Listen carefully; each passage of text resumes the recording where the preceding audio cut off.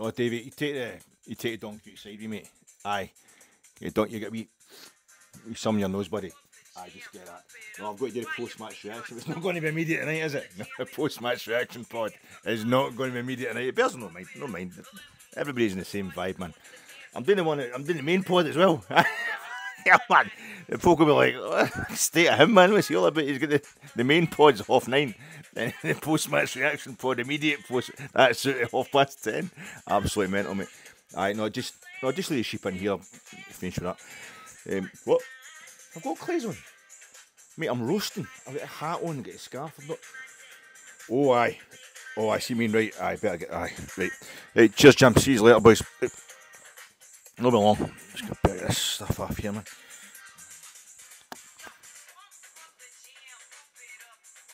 Get out of the road there. Right, settle. We've not won the league. Don't win in February. You don't win in February. That's the whole thing, remember. No prizes given out in February. Just go on top of the league. Keep it cool. Be cool. Aye, just be settled, big man. Just let everybody know that it's been a good result, but it's nothing to get too worked up about. Pump up the jam. Pump it up. Pump it.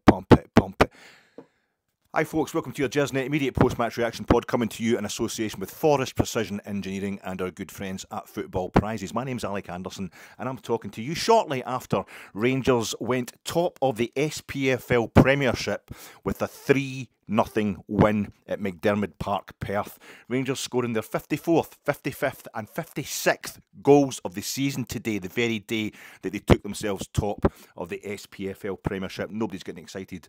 Nobody's getting ahead of ourselves. This is just a nice moment in time. I hope you're maybe in a bus coming back. For you, you're heading down the A9 or something. Maybe heading up the A9. I mean, Rangers supporters are from all over the world. The Spotted Dog on First Avenue and 64th Street in New York. They boys were out their bed this morning. Those boys and girls were out their bed so early this morning to watch the game. There's folk in both the stands behind the goals at McDermott Park, Perth. One of them named after a famous five Hibby who was a Scotland manager, took us to the first World Cup finals in the days of colour television. Aye, and then there's myself sitting on my sweat-stained sofa here in Glasgow, watching it on Sky Sports, a 12 noon kick-off today. And it was that. Did you have that moment? Did you have that moment last night? You're just sitting there, the Celtic results come in, the Kilmarnock results, shall we call it, and you're like, oh, beauty, this is fantastic. You're enjoying it, you're loving it, it's making your night. And then for me, it's about 9 o'clock. About 9 o'clock, I just think, but what if we muck this up? What if we don't do this today? But we did. We did. I mean, last night I'm thinking, what if we don't do this today? I'm actually thinking, what if we don't do this tomorrow? Not inverted commas. What if we don't go top of the league? That the gauntlet has not so much been thrown down as just dropped by our friends across the city. It's just nothing to get excited about. Nothing's won in February. No trophies are given out in February. There was one of them given out in December and we lifted that, but that was the guy that lifted that scored 2 of the goals today, and he's lifted all 3 major trophies. Now, he's not lifted them on the same season, but he could actually pivot on that December League Cup win and end up lifting all 3 of them this season, but that's absolutely ridiculous. And Sven is a guy that single-handedly got a club to a European final, ever been good enough to win a treble in Scotland. If you're heading down that A9, as I say, stop off at that McDonald's. That McDonald's, I don't know how far down it is. Is it before Dundee, after Dundee? I can never remember. Get in there, get through the double golden arches of victory, go in there, get yourself, the taste is sweet, enjoy the night, get your booty on the floor tonight, make my day, just enjoy the moment, get in there. I would recommend you have the Big Mac meal, go large. Why not? Just go large. If you're going to be unhealthy, make sure you get the proper Coke, the proper sugary stuff.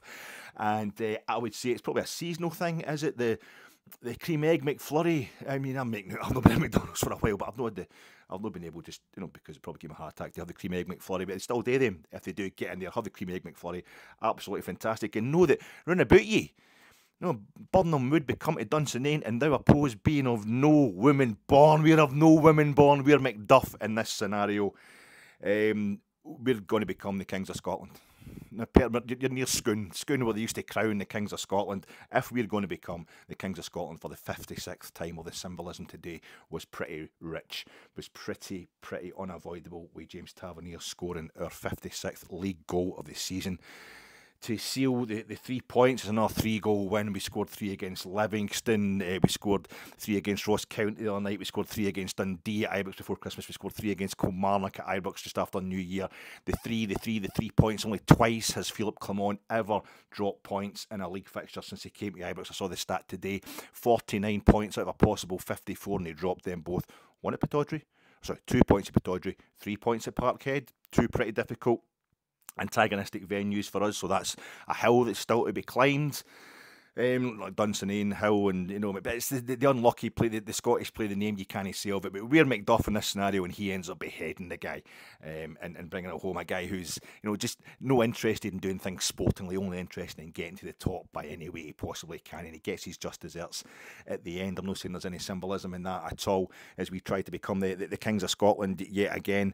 But it's 49 points out of 50 that Philippe Clement has got, and he turns 50 next month. Is that the most you can only get? 49 points. We've got 2 more games. We've got 2 more games in February in the league against Hearts and Kilmarnock, the teams that have given Celtic far more trouble than we have. We have lost home and away in our 2 games against Celtic this season in the league. We're only 2 games against Celtic at all this season, and Hearts have beaten them at Parkhead. Kilmarnock have beaten them twice at home and took points off them again yesterday. A draw at Parkhead.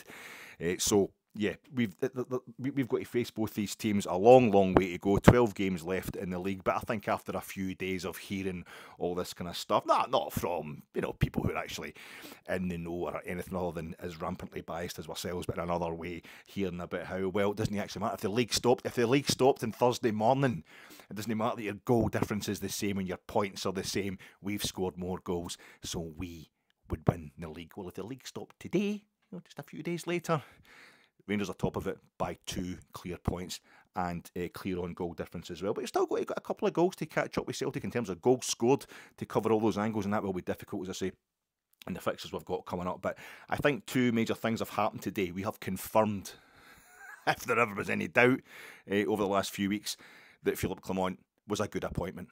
I think we've got to the point Philippe Clement's a good appointment. We faced the last 3 games, including today, the last 3 league games, it's become increasingly available to Rangers the chance of going top of the table. Against Aberdeen, and if we'd beaten Aberdeen 3-0 at Ibrox a week back on Tuesday, then yeah, that would have been put us top of the league, albeit probably temporarily. Nobody was really bothered about that night. Well, we knew Aberdeen, it was going to be a tough game. We knew they'd been underachieving under Barry Robson, a really good squad. Aberdeen, it's always a difficult tie against them. They're always trying their best against us. It's not necessarily always a difficult tie against them at Ibrox. We have given them a few scalpings, even since we come back into the top flight from our time in the lower leagues at Ibrox. But I think we knew what was going to be happening that night. We were just the Rangers support in the stadium. We just wanted to get the points. It was a tense game. It was a close game, but the fans stuck behind them. Cut to Wednesday, 8 days later, we've got Ross County at home, and they've been having a terrible season. They'd been beaten 5-0 in the league. The same night we were beating Aberdeen 2-1, they were losing 5-0 at Motherwell. They just get rid of Derek Adams, who was obviously the 3rd time he'd been their manager and was not interested in doing anything other than moaning about how crap his own team were. So we knew they'd probably be boosted by the fact that they'd get rid of Eric Adams, but nevertheless they did have a temporary manager in place. They'll be having a terrible season. They're in the relegation playoff spot, and a really good chance that Rangers should have been beaten them by 3 goals. So there's a slight tinge of disappointment that, we won the game, that was the main thing, but a slight tinge of disappointment didn't do it by 1 more goal. Especially when we fired in 43 shots on goal, 33 of them on target. Again, the threes scored 3 goals on the night, but Ross County got 1, so it wasn't enough to put us top of the league. I think we got to the point today with Celtic slipping up badly yesterday, getting booed off the park by their own fans. Total meltdown at Paradise. If we weren't able to seize the moment today, a venue, we'd beaten St Johnstone. I know we've struggled in the past at McDermott. This was the ground that probably officially did for Giovanni Van Bronckhorst. We lost 2-1 at McDermott, but I think we've already won 2-0 at McDermott this season under Michael Beale shortly before he gets sacked. So if we hadn't won here today, St Johnstone just above Ross County, just above the relegation playoff spot, then this would have been a straightforward confirmation that Rangers were bottlers. That would have been it. It'd been done and dusted, And it's quite interesting because our manager is fighting so hard against that. He's fighting so hard against that, talking in terms of the moment rather than the game itself. He wants to avoid it, and for a while today, the first 37 minutes, for example, when we were struggling to get that first goal, we hadn't had a shot on goal yet. After 37 minutes of a game here, I thought maybe we should be doing that. Maybe the manager should be just saying to them, listen guys, never mind the rest of the season. That's part of his mantra, is just take it one game at a time. Well, let's deal with what's going on with this game. Just get out there and get pummeled into them. Get this game won. Let's get ourselves top of the table, and then we'll get back into a flow after that. Because if we didn't go top of the table today, I think that would have had long-term effects on our confidence. Especially, of course, we don't have a game for once. We don't have a game midweek. So we'd have a whole week for it to fester, and then we've got the Jambos, who are in great form, coming to Ibrox, where we were very lucky to beat. Well, sorry, we took it very close. They took us very close. There's no such thing as luck, as far as I'm concerned, in these kind of games. The last time they came to Ibrox, very close. Very close. And we beat them at Tynecastle as well. Both are league encounters this season, the Jambos. So you don't want to be sitting there thinking, for a whole week, are we good enough? Have we bottled it? Because you're certainly getting a lot of that coming at you from other parties if we didn't manage to go top of the league today. But by God, we did. We did. Shine like a Diamante. I mean, what a goal. But anyway, the main point I'm trying to make here is the manager's methodology, the manager's mantra has borne fruit all the way. We keep thinking about goal difference, and he keeps thinking, just get the points. We keep thinking about league titles, he keeps thinking, get the points.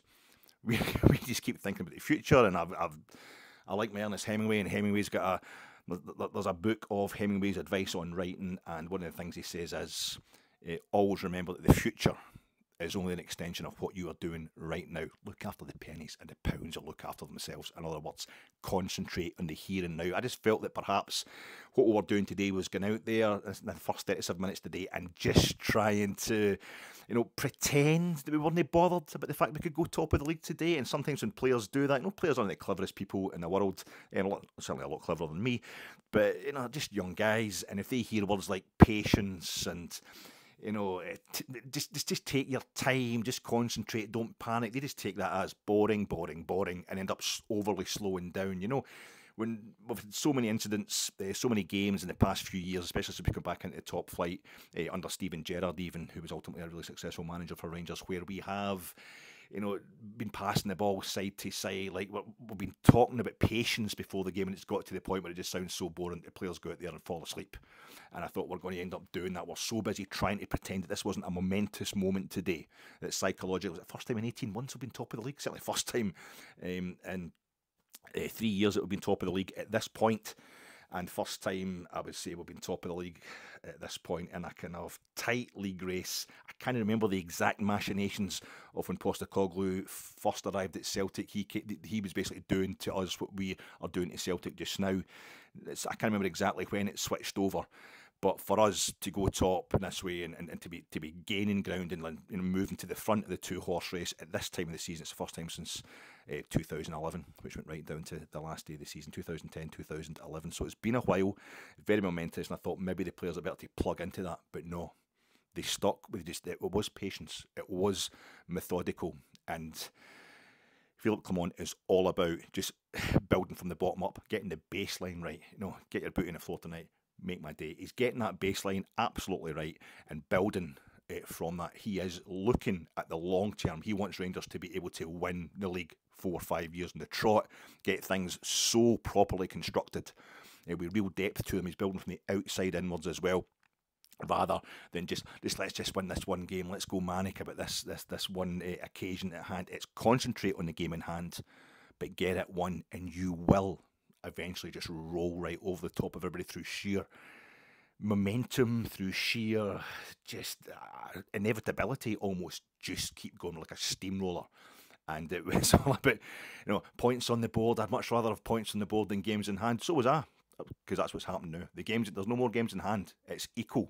And since it's properly evened out, since the games played by both halves of the old firm have evened out, we've straight away gone 2 points clear. We've gone better in the goal difference, and the only numeric that we've got to get in front on now is goals scored, and we're only 2 behind Celtic. So it's been absolutely fantastic to watch this manager slowly but surely just chip away at our lack of not just Celtic's confidence, our lack of confidence, and get us back to winning ways. It's been a fantastic job Philippe Clement has done, and if he keeps going like this, we'll be struggling to hold on to him in the summer, I think, quite frankly, because there'll always be massive jobs coming up in England. So let's make the best of him while he's here. It was and I think, I started off by saying there's 2 things that's happened today. He's proved he's the man for the job, as the first one. He's proved, obviously, that I don't think there was a lot of doubt about that. But the second thing is, he's made a rod for his own back. And we want Rangers managers to do that. There is now no way. A lot of our support is quite hysterical, and this is what tends to happen with big football supporters. They're all the same. Quite knee-jerk, and we are now in a situation where no one at the end of this season, if we don't win this league, and if we don't win it, we'll probably last day or the second last day of the season that we don't win it, that we officially lose it, there'll be very few voices to be heard saying, well, it's a lot better than we thought we're going to do after Michael Beale started so disastrously. It's just a straightforward case now of we've got the opportunity. We're top of the league. We went top of the league towards the end of February. An absolute disgrace that we had a dozen games to go. We threw that away. We didn't stamp in their throats, all that kind of stuff.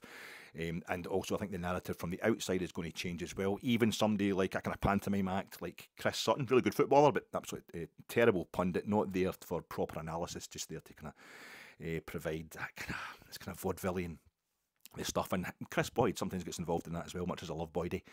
It's a distraction on the Sky coverage. It's for people who are not really that interested in football. They just want, it's a rammy, get the kind of floating voter in type act. But even he today was saying, he was really down on Celtic. Suddenly it was all very factual, and let's talk common sense here, because Celtic appear to be bottling it. They'll be back. They'll be coming right back at us. Don't worry about that.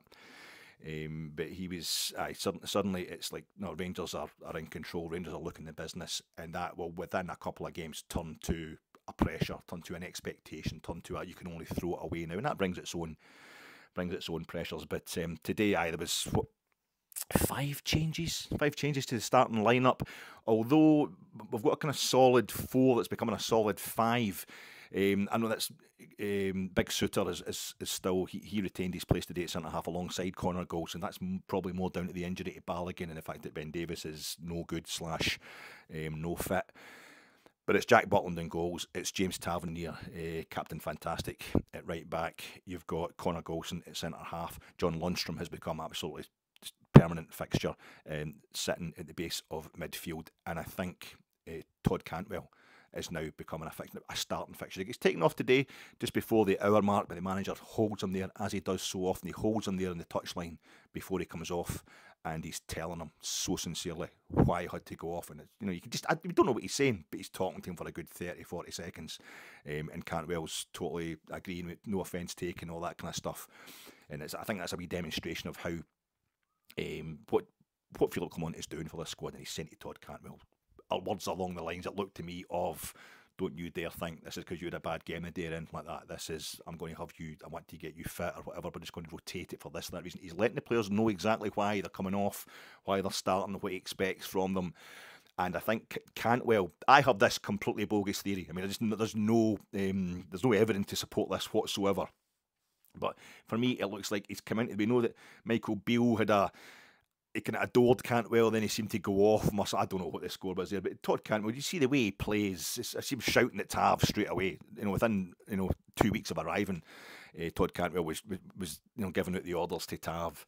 He reminds me a bit of the wee guy, in Shawshank Redemption, the guy that gets shot. I think I've mentioned this before. The guy that ends up, he comes in and he cheers them all up. He's a young kind of spunky prisoner with a lot of hope, a lot of optimism, and he does he sit exams or something? Or he gets a furlough, he gets a chance to go out, and they end up shooting him. So the bent guards, but he's a kind of hope. He's a hope that's refreshed the whole place, and you can imagine the older players, the more senior players like Goldson and Tav and Butland just giving it, just let him go on with it, just let you a cheeky chappy, it's well worth it.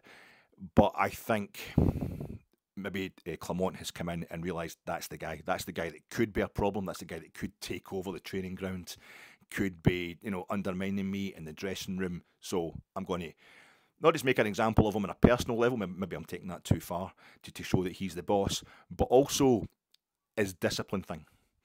He's imposing the fact that I don't want you roaming all over the park. I want you to play to a pro forma. I want you to play to a shape that I've got, and I want you to behave in a certain way, and I want you to do what I want you to do tactically. And he take Cantwell off at half-time in the League Cup semi-final against Hearts before the turn of the year. He took Cantwell off even earlier than that in the game against Aris Limassol at Ibrox, which was a terrible night. One of the few poor performances under Clement, and it was quite clear that Clement thought Cantwell was the problem there. So he takes him off at that, but he's bringing him back in, and he keeps playing him. He's playing him in his favoured position. He wasn't playing him out wide in the right, like when he had to take him off. In those games, he starts moving him back into the 10 position that he prefers, but it's almost like, I'm going to sort you out if I have to, but come on, let's work together. I'll also help you if you do what you're told. And in that more disciplined role today, we have a situation where our first goal today, 37 minutes, I say, no shots on goal after the onslaught of the other night. And the captain, James Tavernier, slams a ball up to Todd Cantwell, who's just outside the box. This ball's travelling so fast, and Cantwell just gets this lovely touch on it. This lovely touch that sends it round the corner. You need little balls like that when you're up against a wall, a deep-sitting defence. You need those little balls round the corner. It's a lovely little dink by Todd Cantwell. Lays it off to Silva, who is starting today instead of Dessers. Silva doesn't get a touch on it, doesn't he? But he gets himself towards the ball. He's aiming for the ball. He's going for the ball, which forces the St Johnstone defender just to kind of knock it clear in a random sort of way, and it comes out to Diamondi, who's starting. I think it's the first start in the league today. Started in the Scottish Cup against Ayr United, so he started in the league today. Last Sunday, his country, Côte d'Ivoire, won AFCON, and today Diamondi, he rolls it forward. He rolls it forward with this. It's the studs roll, the studs trap and roll thing. It's some of the most beautiful touches you've ever seen in world football. You know what I mean? Like, you've got Dennis Bergkamp taking the ball out of the air against Argentina in the France '98 World Cup. It's an Arthur Newman ball, and you know the way he controls that ball. For me, I always remember Eder of Brazil against the Soviet Union in Seville, in the Ramon Sanchez Pizjuan Stadium in Seville. The end that the penalties were taken in the 2022 Europa League final. He flicks the ball up to himself and then volleys it with the other foot. Diamondi, I'm just going to, on a pitch that our manager yet again was slagging the state of the pitches in Scotland, slagging the pitches before the game, so he's got the excuses in early. It's not an excuse after the game, it's just an absolute reason why we've got to be wary today. But Diamondi just goes in and he just not only controls the ball, but he's rolling it forward to tee it up for himself. Left foot, stud control, roll forward. Barely any backlift, I think, as Kenny Miller was saying, with his right foot, and just fires it right through the box, right through 2 or 3 players, seeing a tunnel through the defence in the same way that Ian Durrant did in April 1993 in the Stade Velodrome, and just bang, it goes right through the back of the net, almost into the ecstatic Rangers support. Deadlock broken, Rangers 1 up, and it's just after that, it's about me trying to find ways that it can go wrong, try to protect myself emotionally. There's a thing that happens in seasons like this, in life supporting Rangers. When things are going wrong, as they were at the beginning of the season, you will get people who will boo Rangers at the top of their voice. Rangers fans booing Rangers off the park, calling the players all the F and Bs of the day or whatever. Horrific language, horrific abuse aimed at the players. People, you get that thing, people sitting crying in their scarf so they can get seen on the Sky cameras. Just get yourself down the road. You know, just get up and get away. Don't provide that kind of stuff for folk. It's just that's just pretension. I suck it up. I've got nothing else. I'm going to be doing nothing else other than supporting Rangers. I'm going to live this. I've lived it before. We got there in the end. I'm going to live it again. There's nothing else we're going to do other than suck it up. What then happens? But the people who've been ranting and raving and greeting, what have you, when we get beat, they've found their equilibrium. They've got a kind of emotional equilibrium straight back. They've kind of got it out of their system. I'm storing it up. And it's days like today where we're on the cusp of significant advancement, almost kind of a kind of short-term glory of going top of the league at this time of the year, that I get unbelievably nervous. And I only cry when Rangers win. When Rangers win big games, that's when I cry. When we win, when we have victories, that's when it all comes out. But it's also the stored up angst I have from all those times I've just had to suck it up. And it's no very often. As a Rangers supporter, you really do have a very lucky life. Folk talking about boycotting them this season. Well, you have a bloody word with yourself.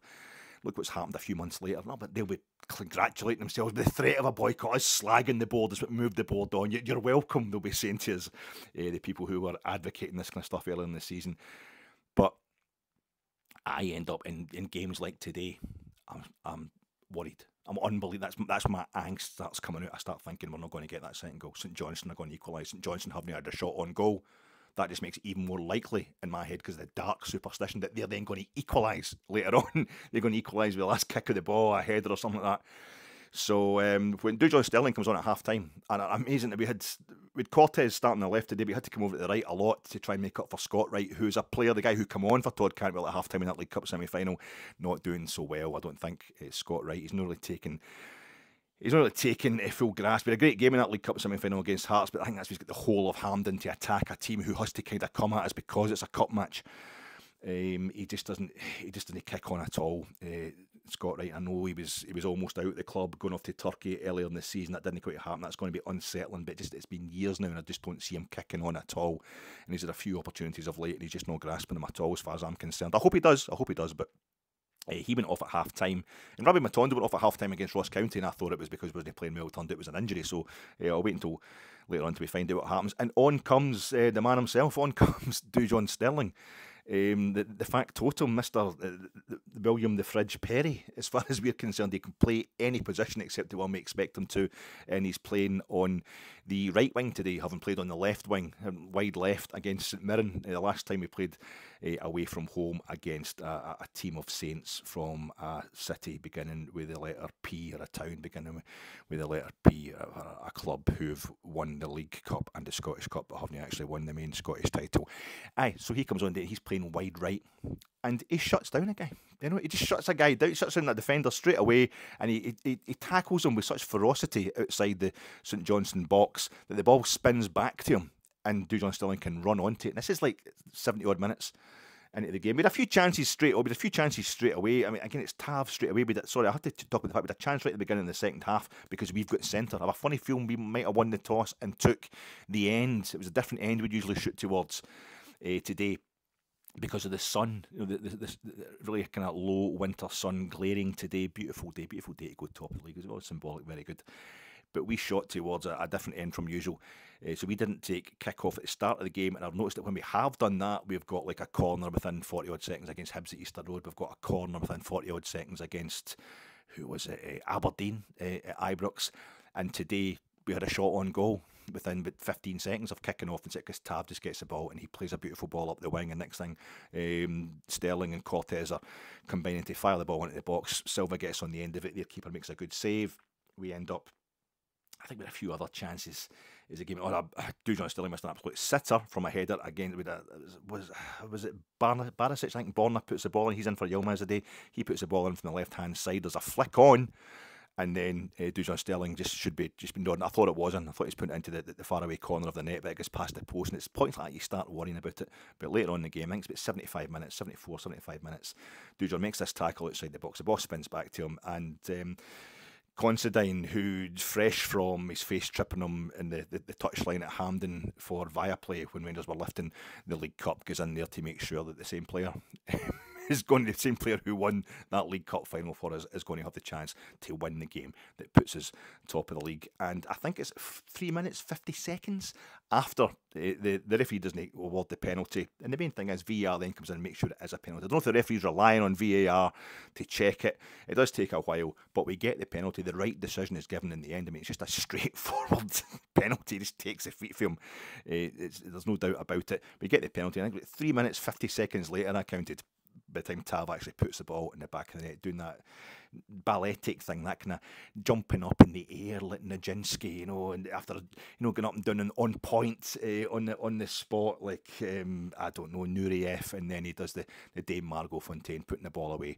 to the right hand side, kind of middle height, and the St Johnstone goalkeeper, after has been up against a goalkeeper on Wednesday night who made more saves in a single match than any other goalkeeper has made since Opta Stats began. I think maybe just a Scottish top flight, but still amazing. We're up against the goalkeeper today who has made more saves than any other goalkeeper in the Scottish top flight, but past him it goes into the net, 2-0. We're getting towards the 80-minute mark. You think the game is done, but you just, you never know what can happen. Still a wee bit of nervousness there. Dessers comes on for Silva and has two of those moments where he's, just through on goal and the grass seems to swallow him up. But one where it seems to be he just won't get the shot away. That thing he does, we won't get the shot away. It's something he suffers from time to time. It's like he's got too much time to think about it, and he's just, like suffering from trench foot or something into the mud of that kind of arboreal field. Agricultural accusations made towards St Johnstone. The pitch definitely plays into that kind of vibe, and he seems to sink into the mud, and the ball is sucked off his feet because he just won't get the shot away. That was frustrating. But he then had another one where he's through on goal. I think this was after we're 3-0 up, and he kind of doesn't get the shot away properly and ends up slapping a guy in the face as he hits it straight at the keeper, so it ends up being a foul to St Johnstone. And then we have a James Tavernier taking a free kick on the right-hand side that just causes absolute havoc in the St Johnstone box.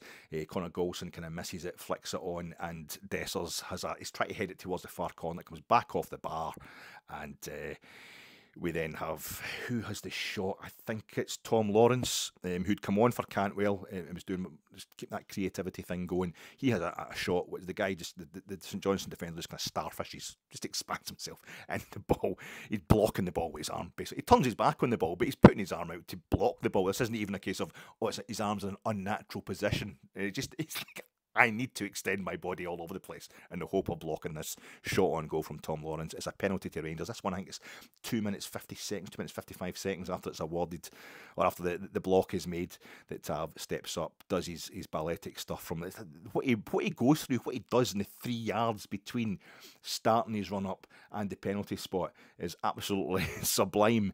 And he puts it away to the other side into the top corner this time. He goes to the left, hooks it across himself right into the top corner.